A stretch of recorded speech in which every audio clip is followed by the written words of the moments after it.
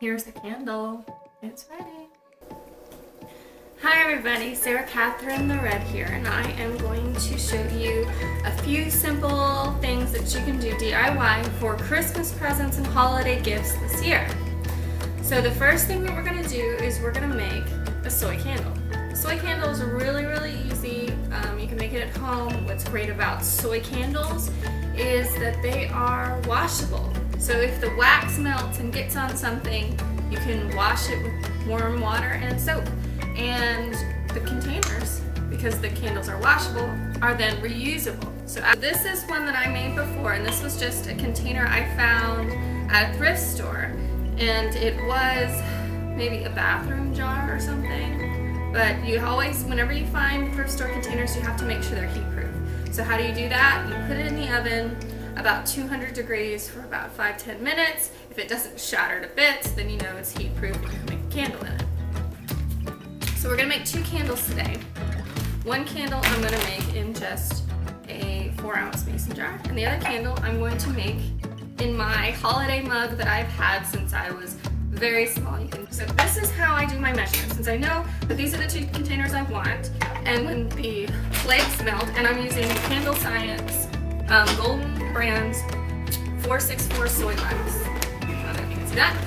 I'll take a couple of close-up shots after. Since I know I'm using these containers, I am just going to take 2 scoops per container of the flakes, because when the flakes melt, they melt to about half the volume. So I'm just going to melt both 2 scoops in there. And if I get little flakes on the inside, I'm just going to dip my fingers.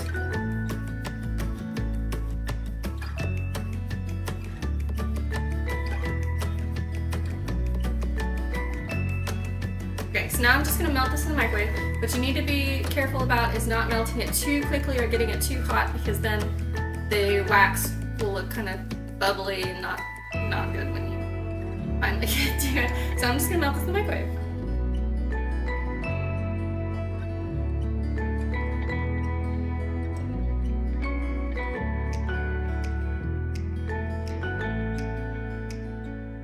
It's not melted yet, but it's starting to look like some of it's melted and some of it's not.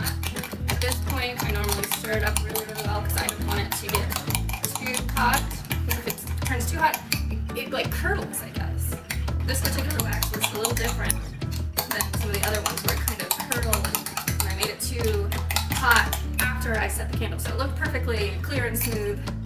And then when I put the candle on, I scented it and I let it set, the top kind of looked curdled, and then I couldn't get the top smooth without doing another pour on top. But then at that point, I didn't want to get it.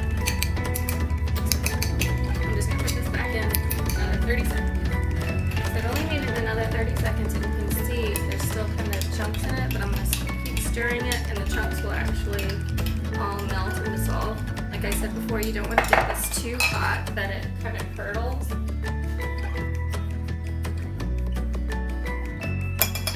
So I took it out now right before it was completely done, because the container is also really hot. I don't want to, like I said before, I don't want to overheat the wax. So what I'm going to do is I'm going to do one with my little cloth covered pre-waxed 100% cotton wicks. And then I'm going to do another one with the wooden wicks, which I really prefer the wooden wicks, and you are going to see why. Here's the wooden wick that it comes in. I'm going to put the wooden wick in my larger container, which is my coffee mug. So here it is. Here's all the prep that I need to do for my wooden mug. Stick it in its little bottom, like that. Like that. And then put it relatively in the center. So you're going to have to recenter it afterward. Okay, so the cotton wick. There it is. Okay. You generally need, I like to use a glue gun, because then I know for sure it's stuck to the bottom, otherwise it'll just move around. So I take the glue gun and hopefully squirt some glue out. Okay, like that. And then I take a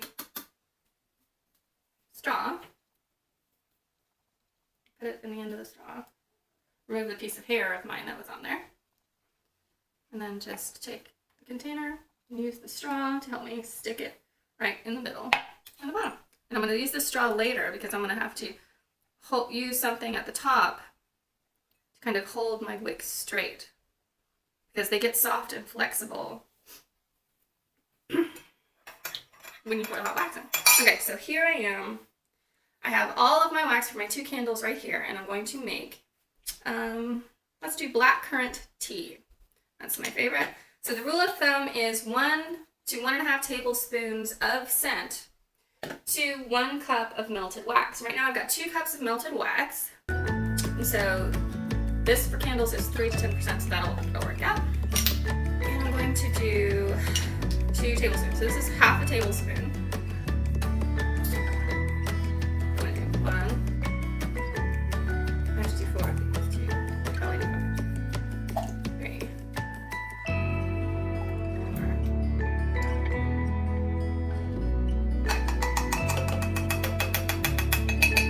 4. Like I said, these are all skin safe, body safe, non-toxic, so I can take the scent directly. And if I wanted to, I could make myself smell like blackcurrant tea. Which honestly is one of my favorite scents. This is an amazing scent. Oh, so you can see this, it's kind of cloudy, it kind of looks like olive oil. And that's a really good indicator that it is at the right temperature to put your scent in and to pour. Because if it's too hot when you pour it in, it'll have trouble adhering to the sides of the glass. Now I'm just going to pour it in. Remove my coffee cup. So here is the mason jar with the wax wick. And I've got my little straw holding my wick straight. And I've already glued in the bottom. I'm just going to pour in the amount of wax that I want. I'm going to do it slowly because I don't want to add air bubbles because the air bubbles will float to the top and make your top look not as nice. There we go. That one's all in, so you can tap it a little bit on the side. Try to get some of the little bit of air bubbles that are there. You can also put it. Okay, so now I'm just going to make sure my wick is straight. Make sure it's kind of wrapped around. Okay, so now I'm gonna literally, I have to take this very carefully, set it somewhere for the next couple of hours until it all sets up. So here now I'm going to do the wooden wick in my Christmas mug. So I'm just gonna take the wax and I can leave the wick in there if I want. It's already straight up and down. And then I just pour it in. Careful not to pour it down the side because you don't want to have like a glob of wax at the top or anything. So I'm going to pour it all in here. We need to pour a little more in that.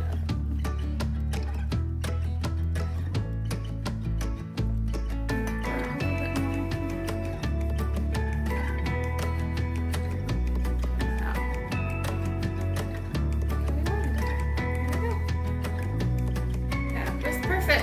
Perfect measurements.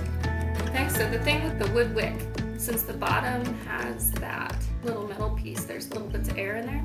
So I bounce the wick up and down a little bit and move it side to side to get some of those air bubbles loose.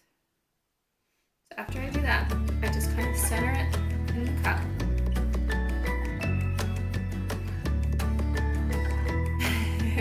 It's dancing. Center it in the cup and then I gently put it to the side to set up. Here's the candle. It's ready. It smells amazing. There's the other one. All we have to do now is cut the wicks off and they are ready to be packaged. They still have to cure for about 24 hours, and by cure they get really hard and the wax doesn't melt as easily. But that's what your finished gift would look like. You put a little bow on it, put it in a little bag. It'll be really, really cute.